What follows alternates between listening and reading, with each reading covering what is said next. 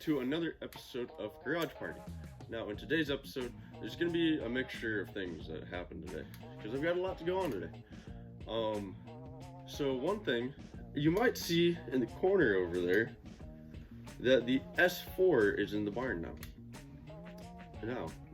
And a little surprise with that is that it runs and drives. Off camera, a few days ago, I went out, and with the relays out of it, I cranked it and it fired right up.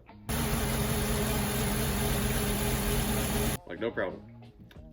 So he came over the other day and he put the relays in and got it to run and drive.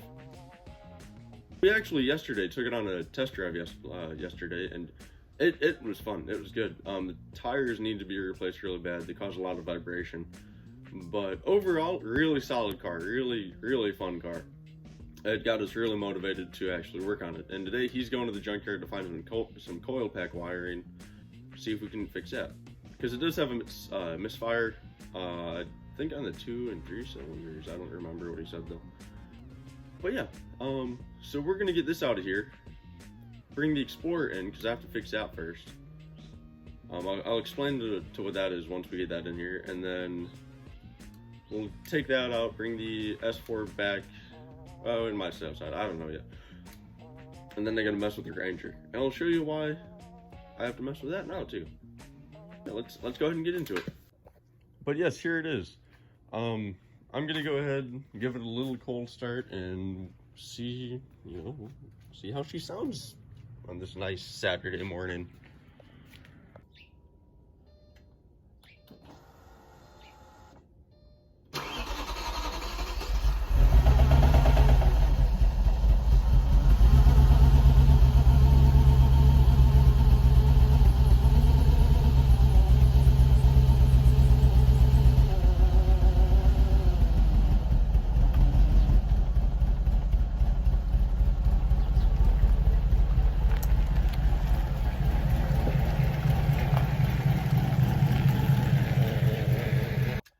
So as you saw, it does stumble a little bit. Not as bad as what Stumblebee did, but that is because of the mist, and when it is cold, it does that.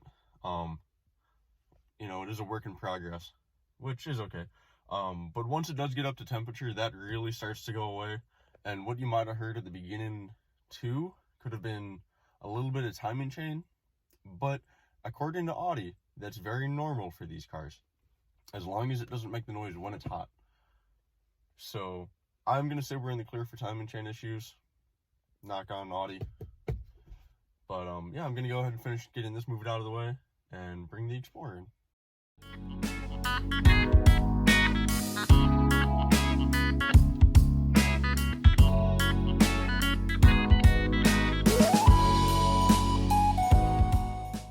Alright, with the Explorer, now I forgot to actually film me taking it apart and putting the new sensor in. But what I did was I replaced this sensor here. I cleaned this one, I replaced this one, because they both, I should have done both, but it's okay. They had all this like gunk in there, and that's gonna, cause less oil flow, throw a code, blah, blah, blah. But it only threw a code for that guy. So that's why I only replaced this guy. But I, did, like I said, to clean this one out, nice, pretty. But yeah, now I'm putting it all back together. I did a nice line of thin silicone all around. I'm gonna throw that back on, throw it back together, and we will see if a code still appears. All right, so last you saw, I was working on the Explorer. Well, the Explorer didn't sensor I put in, but it still throws the code, so I don't know what's wrong with that. But Bobby's here messing with that. I'll give you guys an update on that soon. But I thought I'd show you my truck, the main hauler. It's a 2006 Dodge Ram 2500.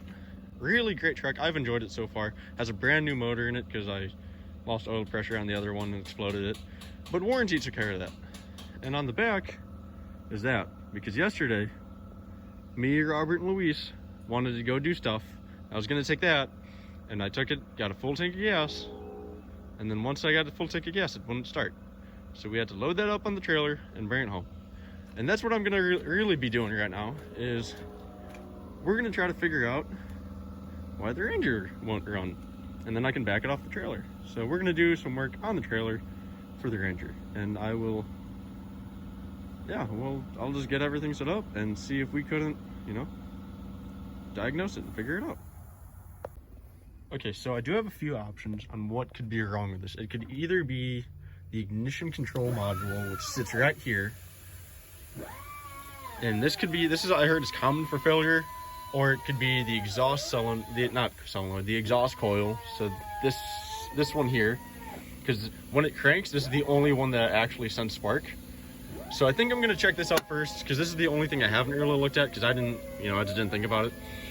Because to my knowledge, the crankshaft position sensor is working because it is sending fuel to the injectors, but it does not, no spark. So this I haven't looked at, so it's gonna be the first thing we look at today, and we're gonna see if we, if this isn't the all-time fix. All right, so what I just unplugged these, checked them, saw they had voltage going to them, plugged them back in, and then fired it up, and it ran just fine. So I'm curious if this isn't going out. But the next time it happens, that's what I'm gonna do, is I'm gonna unplug these, plug them back in, and see if it works. Because if it does, then we know for sure that's the issue. And if it doesn't, then we're back to square one. But yeah, I'm gonna go ahead, we're gonna see about getting it off the trailer, and yeah, we'll just kind of go from there then.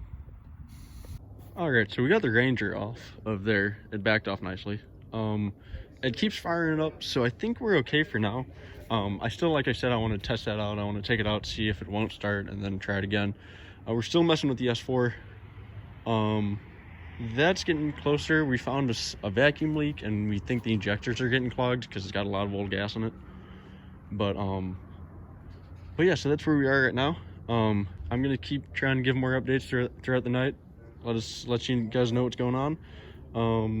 And yeah, I know later tonight we're gonna take Dodgy and a few other guys with their 4x4s. We're gonna go off-roading tonight, and I will make sure to get some footage of that. I don't know how much, but I will try to get some exciting footage. Almost 2 foot taller than me.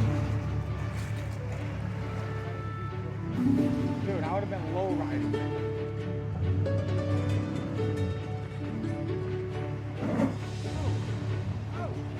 Ah, he's good.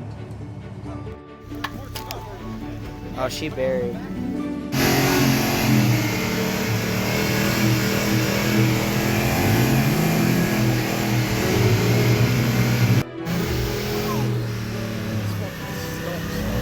He is fucking stuck. Watch out, guys.